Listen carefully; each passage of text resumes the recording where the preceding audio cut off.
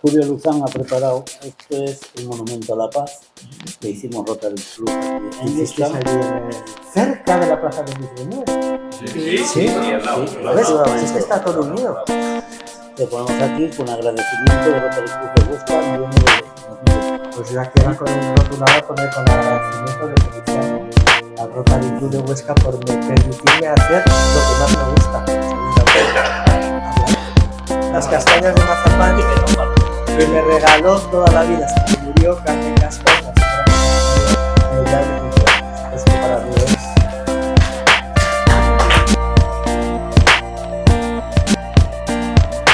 A través de los hermanos Bello, desde muy pequeñito, pude tener conocimiento de una parte, yo creo que de la más interesante de la historia de España, como fueron los primeros años del siglo XX, años que ahora se han dado a llamar pues la edad de plata de la cultura española, ¿no? Más o menos de final de siglo hasta la guerra del 36.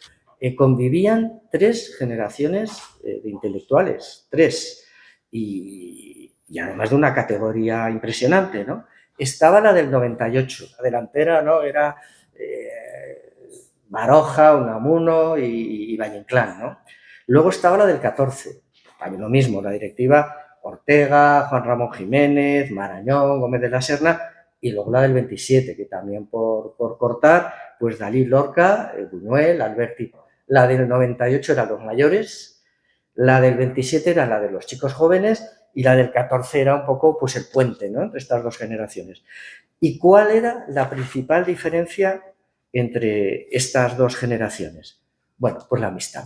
A ver, los del 98 no convivían, ni los del 14, no tenían una sensación de pertenencia a un grupo, no eran, nosotros somos los del 98, no, yo soy del 14, no, ellos iban a su bola, insoportables, eran unos personajes presumidos, egocéntricos, no había que los aguantara. Ortega y Gasset llegó a decir, el comportamiento de esta gente es que es de niños, o sea, es que son tontos perdidos, o sea, lo llegó a afirmar con todo respeto intelectual, ¿no? Se refería a su comportamiento humano, ¿no?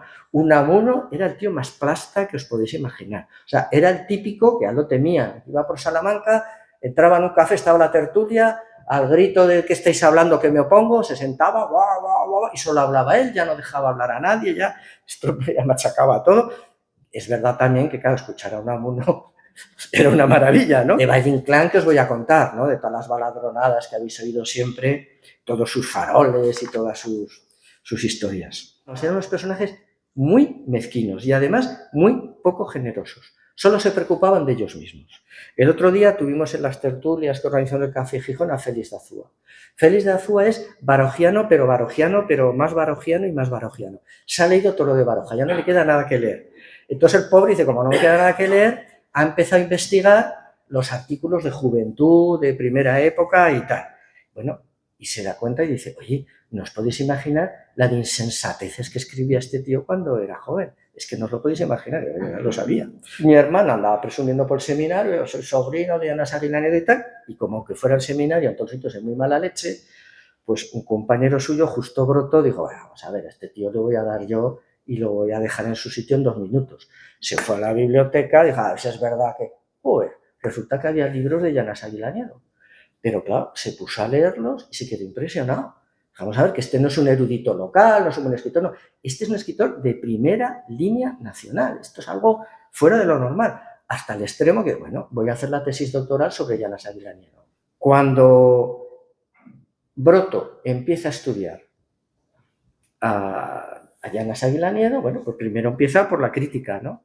La crítica lo pone por las nubes, porque en el momento que hablábamos que Baroja, Unamuno y tal, solo hacían que tonterías, porque eran unos chavales, Llanas Aguilanedo con su edad escribía con una inteligencia fuera de la normal y no decía ninguna tontería, además de escribir muy bien, muy bien, muy bien.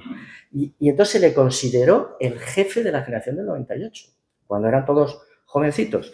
Y esto no es, oye, estamos en Huesca, no, a ver, esto lo decía Rubén Darío, esto lo decía Clarín, esto lo decía Lapardo Bazán, y después lo han seguido diciendo en Trambas Aguas, lo ha dicho con Emilio José Cela, etc.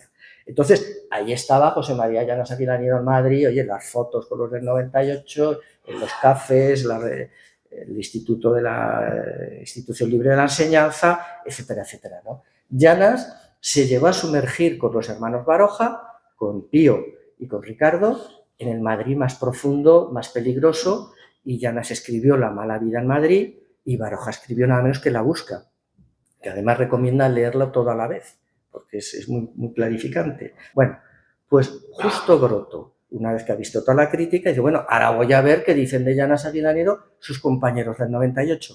Nada. No dicen absolutamente nada. Era una gente mezquina y muy poco generosa. Y de pronto, por la carrera San Jerónimo, la gente empieza a ver que por un lado subía Pío Baroja, por otro lado bajaba Unamuno, y que por la calle en medio salía Valle Inclán, que es una casualidad, y la gente dijo, aquí va a pasar algo. Y todo el mundo empezó a pararse, escaparate, y eso hizo un poco de... Chocaron los tres, se saludaron los sombreros muy cortésmente, se dieron la mano, empezaron a hablar y todo. No pasó 3 minutos que empezaron a gritar, a vociferar, a manotear, y cada uno se fue por su lado ante, claro, el cachondeo general, ¿no? Un trato muy distinto a los chicos del 27, que sí que en su juventud, con los lógicos contratiempos y tal, ¿no? Pero tuvieron una sensación de pertenencia. Y además, en este grupo, una cosa muy interesante, incluyeron mujeres, pero mujeres artistas. Las pintoras Maruja Mayo, Margarita Manso, bueno, una larga lista que no os la voy a dar, pero y la pianista Pilar Bayona, ella de Zaragoza.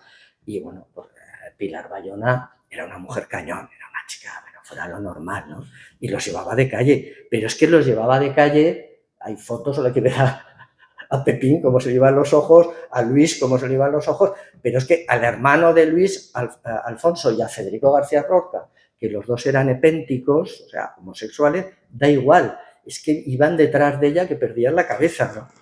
Y entonces, mucha culpa de toda esta nucleación que hemos dicho, de todo este grupo de amigos, fue culpa de la residencia. Y hacían excursiones como amigos, como grupo, iban a asilos, iban a cosas muy surrealistas y muy locas, ¿no? Las visitas a Toledo, la famosa Orden de Toledo, les sacaban mucho jugo a la vida, jugaban, todos los años hacían el tenorio, unos tenorios de locos, ¿no? Porque ahí estaba don Juan escribiendo la carta ya en la hostería de Laurena, a máquina de escribir, ¿no?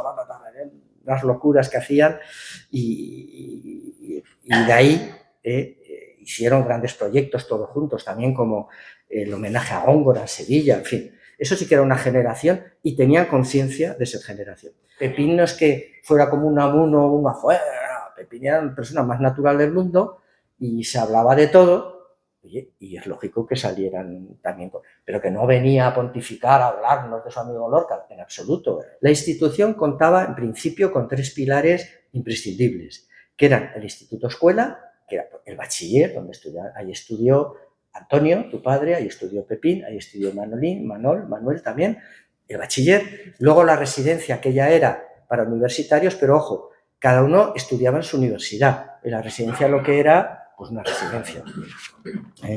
Y luego abrieron, y luego estaba la Junta de Ampliación de Estudios, que es que cuando acababan los alumnos, muchos de ellos les daban becas para que fueran a estudiar al extranjero, a donde fuera, Alemania, Francia, pero a ellos les encantaba mandarlos a Inglaterra. Ellos estaban fascinados con la educación británica y por eso se llegó a decir, es que don Fernando Giner de los Ríos no parará hasta que los más humildes labriegos de los pueblos de La Mancha labren sus tierras con bombín y se comporten como verdaderos gentlemen. Pero para mí, de la residencia de estudiantes, lo más importante es la unión que había, la convivencia entre personas mayores y los chicos que estudiaban, ¿no? Entonces, estos chicos tenían el lujo de a diario poder tratar a Ortega, a Marañón, a Juan Ramón Jiménez, pues que a menudo estaban todos por ahí dando vueltas, ¿no? Ya no digamos a Unamuno, que cuando iba a Madrid se hospedaba en la residencia, porque Unamuno era muy mezquino para el dinero, bueno, también hay que sacar las familias adelante, que era muy complicado, iba a Madrid. Y Pepín, que siempre estaba por los pasillos controlando y tal, le decía al administrador, oiga, ¿y ha estado don Miguel por aquí de nuevo? Y dice el administrador, claro, como no le cobramos, ¿cómo no va a venir? Si no le cobramos nunca. Y ahí, con los que ellos disfrutaban cantidad, era Eugenio Dors, el Senius que llamaban, ¿no? que era un genio, era un pozo de sabiduría, simpático, él disfrutaba además mucho con los chicos y ellos más con él. Contaba Pepín que ir al Museo del Prado con Eugenio d'Ors, que eso era el no va más. O sea, en la época de Pepín, que fue la primera época porque él estrenó la residencia, había 150 residentes. De esos 50, 100, digamos que fueron totalmente prescindibles. Acabaron su carrera, se fueron a sus casas y no se acuerda nadie de él. 50 fueron personajes realmente brillantes. Y de esos 50, bueno, y se relacionaban y tal, pero amigos, el núcleo fuerte que podemos decir de 27 fueron 10. Pero claro, estos 10 se sumaban todo tipo de personajes de todas las edades, de los distintos orígenes, fíjate, uno andaluz, el otro de Huesca, un chaval, otro de Murcia, el otro de... Es increíble. Profesores, estudiantes, pintores, músicos, toreros, todos aparecían por allí en ese totum revolutum, ¿no? Pero es que además, bueno, gente, Alberti, Gustavo Durán, Bergamín, pero fíjate, Salinas y Guillén eran ya unos profesores mayores, a los que trataban de don y de usted, y estaban ahí todos mezclados en la residencia. Ya otros grupos más allegados, ¿no? Por ejemplo, Salinas, Guillén y Cernuda, Dalí, Lorca y Buñuel. Y claro, mantener unidos estos grupos de estos genios, de una gente con unos egos descomunales, pues era muy complicado. Falta ya hablar de quién era Pepín Bello, ¿no? Que fue la verdadera pièce de force que aguantó la bóveda de Dalí, Lorca y Buñuel. También tenían lo suyo, ¿no? En el 98 hemos visto que había un ostense y encima el pobre se murió joven y ya no pudo llegar a la madurez intelectual y tal, ya su carrera se frustró, ¿no? Pero aquí fue muy distinto. Primero tenemos a Joaquín Costa. Pues ya está, porque si vamos a hablar de Costa, ahí sí que ya no acabamos, ¿no? Pero Costa fue muy allegado a Ginés de los Ríos y le ayudó y colaboró intelectualmente y todo para la institución libre de la enseñanza. El mismo José María Llanas Ávila Niedo también colaboró en lo que pudo, la institución. Don Agustín Viñuales Pardo era de una conocida familia de comerciantes oscenses. Sus sobrinos Nicolás y Elías fueron pues unos grandes fotógrafos. Viñuales hizo el bachiller en Huesca y luego ya estudió Derecho en Madrid, se casó nada menos que con la marquesa de Machicote y obtuvo la cátedra de Derecho en la Universidad de Granada. Luego pasó a la Universidad Central, fue ministro de Hacienda con Azaña y cuando estalló la guerra civil, la contienda, a él le pilló como consejero del Banco de España. Entonces, estando allí, apareció Negrín y les explicó de las ventajas que tenía, de que se iba a llevar él todo el oro, porque ya sabía de un sitio donde guardarlo y que no se preocuparan. Claro, le dijo que ni hablar. No le gustó mucho a Negrín eso. Viñuales se le opusiera y lo amenazó. Y Negrín, cuando amenazaba, no perdonaba. Y él ya se tuvo que ir a Francia y luego ya, pues, volvió por aquí, ¿no? Agustín Viñuales reunió al claustro y dijo, mire, señores, aquí yo tengo un alumno, bueno, y ustedes igual, que ni lo conocerán porque no va a clase, que es Federico García Lorca. Evidentemente este señor en su vida va a ser ni abogado ni va a ser nada, va a ser un desastre. Pero yo les garantizo que este señor es un genio, es un fuera de serie y va a ser un número 1 mundial, pero mundial, de la literatura, de la poesía, se lo digo yo. Claro, yo me niego a pasar a la historia como los cabrones de profesores de la Universidad de Granada que truncamos la carrera a Federico García Lorca. Así que yo le voy a aprobar la asignatura por toda la cara y pido que ustedes hagan lo mismo. Don Augusto la aprobaron. ¿Y cuál fue la impresión de don Federico padre cuando se encuentra que aparece el hijo con todas las papeletas de la asignatura aprobada? Bueno, todos estos líos, ya el curso estaba empezado y se encontraron que no había plaza. Pues un problema allí, ¿no hay? Y en ese momento, ¿quién estaba por los pasillos? Pues ¿quién iba a estar? Pepín Bello, hay unos señores nuevos de Granada que han venido por aquí a ver estos qué pinta tienen, tal. Entonces dije, Pepín, venga usted aquí. ¿No le importaría que este chico que viene le pongamos un plegatín y se lo pongamos en su cuarto? No, faltaría más. Bueno, pues allí no fue un tema de una semana ni dos, fue de muchos meses y ahí empezó todo. La habitación de Pepín Bello, Rafael Rodríguez Rapún. Yo para hablar de Rapún primero os doy una pincelada de La Barraca. La Barraca fue un grupo de teatro que creó personalmente Federico García Lorca con el apoyo, ¿no? y al calor de la Unión Federal de Estudiantes Hispanos. Y además, en un momento que Federico tenía a mano con don Fernando de los Ríos, que era el ministro pues, de Instrucción Pública en ese momento, pues le dio dinero y tal, y lo que querían era ofrecer a los pueblos más perdidos de España y las capitales el teatro del siglo de oro español. Entonces, estos chicos eran 40 estudiantes, allí había hombres y mujeres, y allí había comunistas, socialistas, falangistas, y bueno, con un entusiasmo brutal. Tanto entusiasmo que el ministerio, que tiene que velar por todo, pues organizó, les puso 2 furgonetas, uno para las chicas y otra para los chicos. Yo por lo menos solo lo tengo una vez, encontrado solo una vez, y vino con La Barraca precisamente, el 28 de agosto, estuvieron en el Olimpia, precisamente, y hicieron Fuenteovejuna, estuvieron en Ayerbe, estuvieron en Canfrán, donde les cayó un tormentón de narices que se asustaron mucho, y luego fueron a Jaca. Jaca estaba muy de moda en ese momento, por 2 cosas, por la Universidad de Verano, pero sobre todo por la sublevación de Galán y García Hernández. Entonces, bueno, anunciaron tal, y cuando tenían toda la obra ya montada, no se sabe por qué. Bueno, pues si ahondáis un poco en el caso, veréis que sí que a lo mejor se puede saber, el alcalde prohibió la representación. Entonces los profesores de la Universidad de Verano dijeron, se echan las manos a la cabeza, pero bueno, ¿esto qué es? Y tal. Y consiguieron que Federico les diera un recital, romancero gitano y tal. Yo, la verdad, entre ver Fuenteovejuna por unos estudiantes amateurs y tener un recital de Federico García Lorca de 2 horas, yo creo que en Jaca salieron ganando. Rafael Rodríguez Rapún era el secretario, el administrador de La Barraca. Siempre iba con una gran cartera, así lo recuerdan todos. Y fue un joven de origen jacetano y un brillante alumno de la Escuela de Minas, guapísimo, como una planta de aquí te espero. Le llamaban el futbolista porque había sido futbolista juvenil del Atlético de Madrid.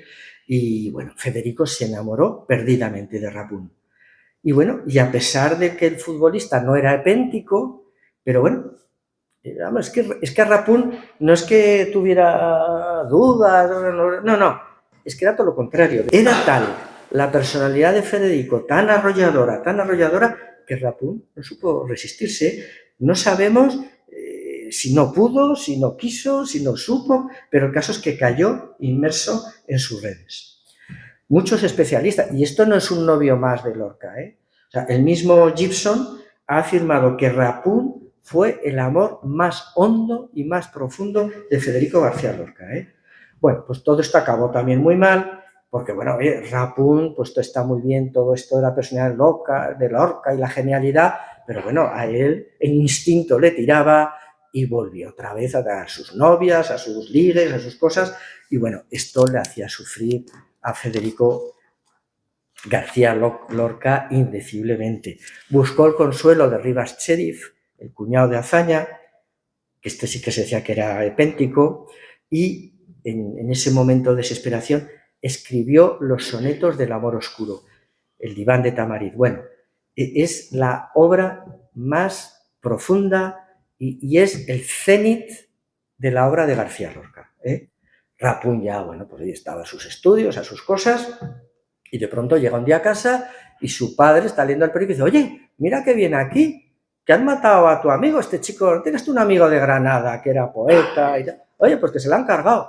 Bueno, ahí entró en shock, empezó ahí se volvió loco, esto es culpa mía, claro, Federico de Granada por mi culpa, y él se autoinculpó de la desgracia, ¿no? Del asesinato de Federico. Y bueno, ella dejó estudios, se fue, se alistó, y en Santander, en un ataque de la aviación italiana, salió del parapeto, como las películas, ¿no? Con una ametralladora, lo mataron. ¿Y qué día fue? Fue el 19 de agosto de 1937. Justo se cumplía un año de la muerte de Federico García Lorca. Se acordó de que lo que estamos hablando, que en la residencia de estudiantes estos chicos están todo el día jugando con una imaginación desbordada. ¿Y cuál era su juego?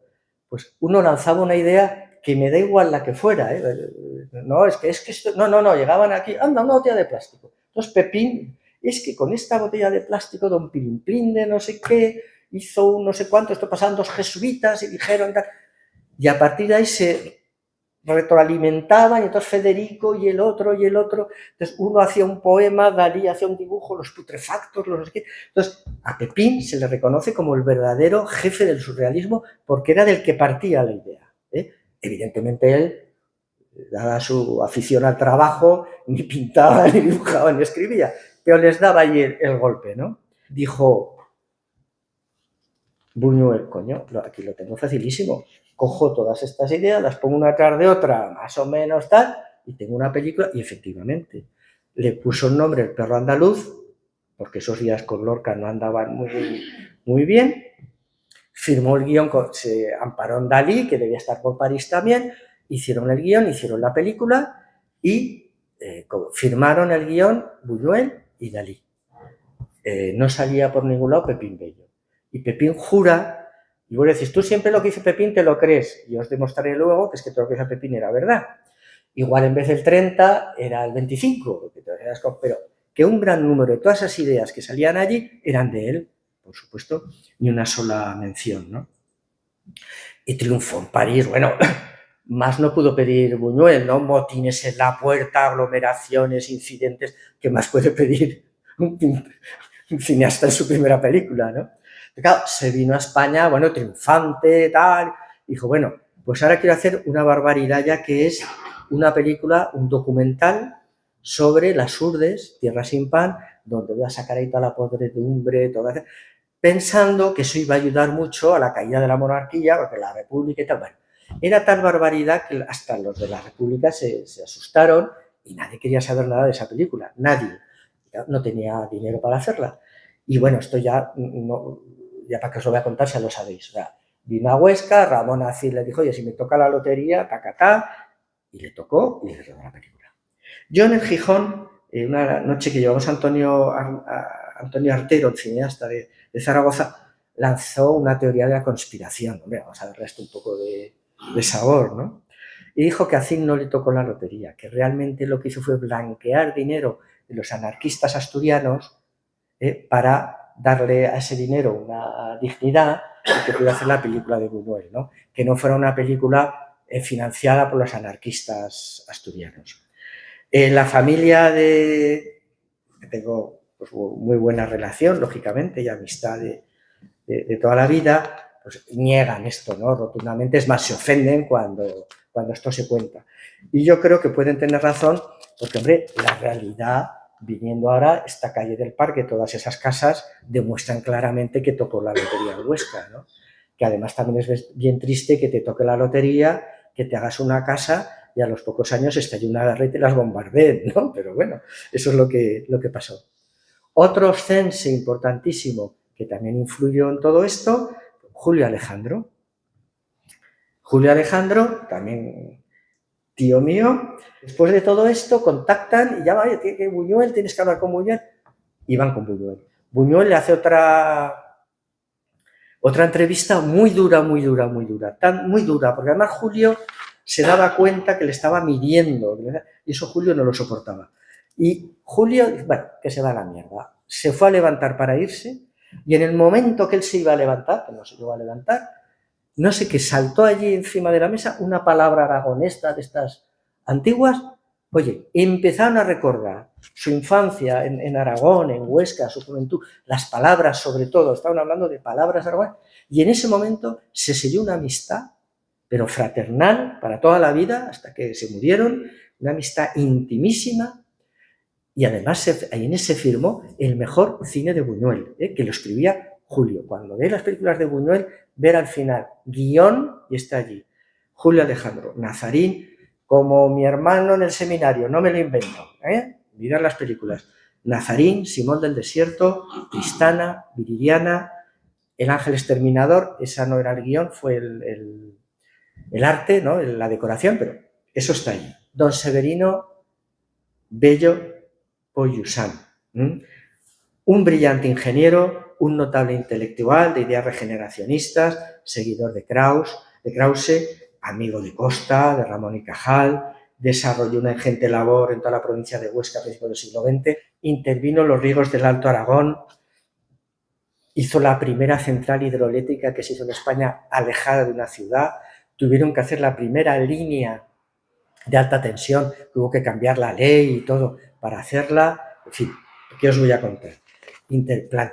Puentes, carreteras y todo, y bueno, pues hablando de esto con Antonio, y ahora es lo que mi padre, porque claro, yo a tu abuelo no lo conocí de nada, lógicamente, por edad, pero claro, para mí es una persona más de mi familia, a través sobre todo de Antonio, Pepín, pero Antonio era una devoción, todos querían a Antonio, era una devoción, y entonces, quizá porque era el más pequeño, que convivió más con él, ¿no?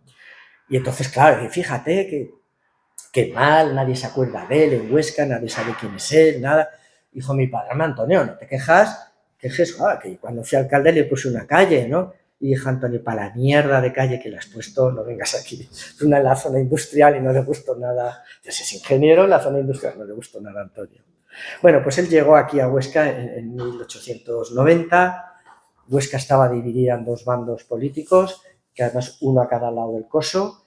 En un lado estaba don Manuel Camo Nogués, en el otro lado don Pepito La Sierra, no se podían ver, cuando se encontraban por las aceras uno a cada lado, se insultaban, sacaban los bastones. Es verdad que jamás cruzaron de acera, jamás, y siempre había unos turiferarios, ¿no?, que los sujetaban, por Dios, don Manuel, cálmese y tal, pero sacaban los bastones y tal. Para colmo, llega don Severino Bello y se casa con la hija de Pepito La Sierra. Entonces, Camo exigía, porque Camo fue un cacique, bueno, el escaño de Castelar era de Camo, se lo daba Camo. En Madrid tenía un peso que no os podéis imaginar. Valle Inclán, cuando oigáis o vayáis a ver Luces de Bohemia, nombra a Camo, era un personaje, no era meramente un cacique local, ¿no? Y entonces Camo, todo personaje, persona de un poco de brillo social que viniera a Huesca, me da igual, juez, funcionario, eclesiástico, militar, lo que fue, médico, tenía que ir a saludarle y rendirle pleitesía. Fíjate, llega este ingeniero a Huesca y pasa de don Manuel Camo y encima se casa con... Fue un ingeniero completísimo, y allí no es que ya fuera un ingeniero que hiciera planos, era el alcalde del pueblo, era el juez de las reyertas, era el relaciones públicas. En Madrid, él fue el que hizo todas las obras y los pantanos tan magníficos que tenemos, gracias a él, el agua de Madrid, que analizada en este momento es agua mineral, lo que corre por sus grifos, ¿no?, de los grifos de Madrid. Y bueno, pues cuando ya acabó el pantano no sé cuántos, le hice una entrevista en el ABC y entonces dijo él, hemos conseguido que Madrid sea la segunda mejor ciudad de la historia en infraestructuras hidráulicas. Bueno, Pepín Bello, en la residencia de estudiantes era lo que decimos, ¿no?, el perejil de todas las salsas, aunque el perejil no le gustaba, y él todos los pasillos lo removía, lo controlaba. Y entonces, fijaros, él acoge a Lorca en su cuarto. Si dice que no, igual hubiera sido otro o no. Él le presenta a Buñuel. Buñuel en ese momento era un bruto aragonés, un animal que no sabía hacerlo con un canuto. Descubre a Dalí. Dalí era un apestado a la residencia, nadie se preocupaba de él. Un día mira por el pasillo, ve en el suelo unos dibujos, abre la puerta y se encuentra con Dalí. Bueno, un personaje... para que os voy a contar, ¿no? Y dice, esto es una calidad, esto no es normal. Y va enseguida, Federico, Luis, venir, que acá hay... Venga, ya Dalí al saco, ¿no? Y a Miguel Hernández. Lo de Miguel Hernández es que es para nota, ¿eh? Miguel Hernández se presenta en la residencia de estudiantes después de un viaje penosísimo, en una situación pues, prácticamente de indigencia, ¿no? Con una carpeta debajo del brazo, nadie le hace caso, está ahí por los pasillos, porque él quería encontrar a alguien que en la residencia le de sacar adelante su poesía. Y claro, Pepín, que controlaba todo, lo ve y dice, bueno, ¿qué pasa aquí? A ver, no, que vengo, que traigo esto. Abre el libro, que será el Perito en Lunas, los cuadernos, empieza a mirar y Pepín dice, ojo, aquí hay un gran poeta, esto no es normal. Y enseguida, un momento, Federico, se lo lleva del brazo, ven a ver a un chico que ha venido de Orihuela, que yo creo que ha venido andando por las pintas que tiene y tal. Va Federico, se funde en un abrazo con Miguel Hernández, o sea, enseguida están viendo, y en ese momento que pega al oído Pepín, le escucha que le dice Miguel Hernández a Lorca, Federico, porque yo también tengo cojones de poeta. Y entonces Pepín dice, pues ya está, venga, todo arreglado, llamaremos al señor de los bosques y que publique tu poesía.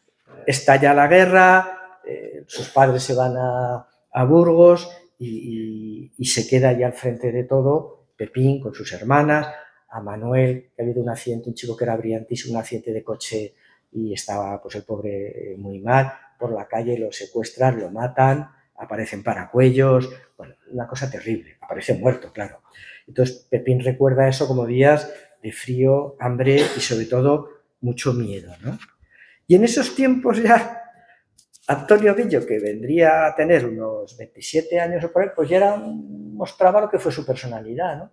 Un señor que hablaba con la misma naturalidad de la cosa más absurda, del chiste más tal, con la cosa más profunda, con el conocimiento más profundo.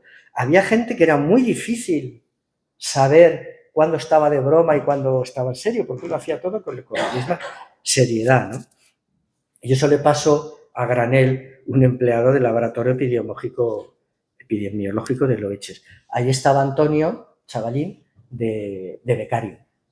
Y un día, bueno, le gustaba siempre liar las cosas, estaba ido tranquilos, y al lado de Granel va y empieza a rezar en latín. En voz baja, pero que otro se acerca, calla, pero ¿qué haces? Que nos van a matar, pero ¿qué estás haciendo? Cállate.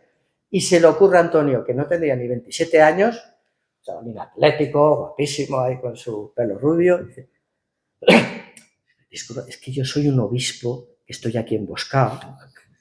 Y el otro, oye, que se lo cree, pero claro, no digas nada a nadie, porque fíjate, si nos pillan nos matan. El otro empezó, resulta que hay un círculo de acción católica también allí emboscado. Bueno, hicieron ya toda una congregación con Antonio de obispo, Antonio dirigiendo las oraciones, Antonio ahí recibió cada vez con más gente, llega un momento que nos lo contaba que le trajeron a uno que se había desviado con asunto de faldas y le tuvo que hacer un auto de fe ahí delante de los compañeros.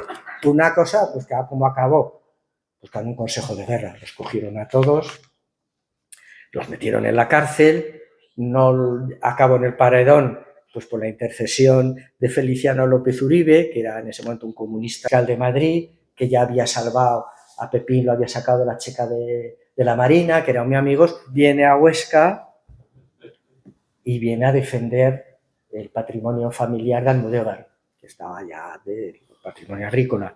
Y fijaros, Almudévar dice Braulio Foz que es un lugar feo de vista y más feo aún al tacto. Imaginaros, después de la guerra, ahí no había de nada, y llega Antonio, un señorito de Madrid, los mozos no sabían a qué atenerse. Por un lado les gustaba porque él volcaba los carros, que tenía una especialidad que sabía por física que le había enseñado su padre, y volcaba los carros, claro, es una sensación, y iban por todos los pueblos haciendo apuestas a que lo habían de Madrid, volca el carro. Se sacaban un dineral que repartía, y eso le ganó mucha aceptación. Luego otra cosa que les encantó es que llevaba un albornoz elegantísimo en la fonda y eso deslumbró, hasta el punto que en la feria, la fiesta, le pidieron, por favor, don Antonio, ¿nos dejaría el albornoz? Dijo, sí. Entonces un mozo se puso el albornoz y con un palo estuvieron jugando toda la tarde, corriendo a todo el mundo a pegarle, y dice que fue la fiesta de Almudévar de lo más grande, ¿no? Y de todas estas ideas que les daba, que ya eso lo dejamos para la próxima entonces, sí, pero sí que me gusta mucho un cartel que vio en la Cámara Agraria, que como habían tenido unos problemas con la remolacha, recomendaban levantar la cosecha y poner una cosecha de nabos, y el agricultor decía: agricultor, ganadero, si os falla la remolacha, agarraros al nabo. Es Antonio, porque como eran del murmur repetitivo, siempre para despedirse en casa era: agricultor, ganadero, si te falla la remolacha, y todos a coro: agárrate al nabo. Pepín le gustaba otra muy buena, que igual a las 3 de la mañana decía siempre: señores, tengo la costumbre de retirarme pronto. Dar flor en mi juventud, era el centro social de Huesca, ¿no? Y con una vida increíble a todas horas. Y era también la oficina, digamos, informal de Antonio Bello. Y un día, Buñuel, cuando venía a España, esto fue ya muy reciente, ¿no?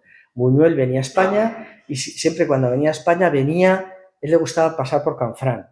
Pues porque era más discreto, en Barajas igual podía tener lo típico, hay más policías, tal. Y luego también otra razón, pues que es que para Zaragoza, o sea que, bueno. Y un día se le ocurre parar en Huesca, entrar en el Flor y decirle al camarero: oiga, ¿hay algún bello por aquí? ¿Queda algún bello en Huesca? Y digo: sí, señor, allí en la Tuerca. La Tuerca era el tubo de la calefacción, que tenían una mesa así hexagonal pequeñita, con todo el calor saliendo, y ahí Antonio estaba abrazado a la Tuerca, siempre con los amigos, ¿no? Y efectivamente acudió Antonio: hombre, Luis, hombre, soy yo, hombre, Antonio, tal. Habían convivido mucho. Antonio era el niño pequeño, el que se ponía en brazos García Lorca cuando iba a casa de Pepín y le hacía recitar con lengua, porque Antonio ya de pequeño recitaba una memoria prodigiosa con lengua de trapo, y Lorca se maravillaba con Antonio. Bueno, pues ahí estuvieron hablando de lo que decimos, o sea, con Antonio, con Pepín, no estaban pontificando, o sea, con Buñuel estaban hablando de las paellas, que Antonio estaba en ese momento con las paellas, las venía a hacer a casa, de unas historias ahí los domingos en Huerrios, y bueno, las historias de las paellas, buscarlo en internet, que son preciosas, ya la he contado, y de los problemas que tenía en México por la altura, el agua, tal.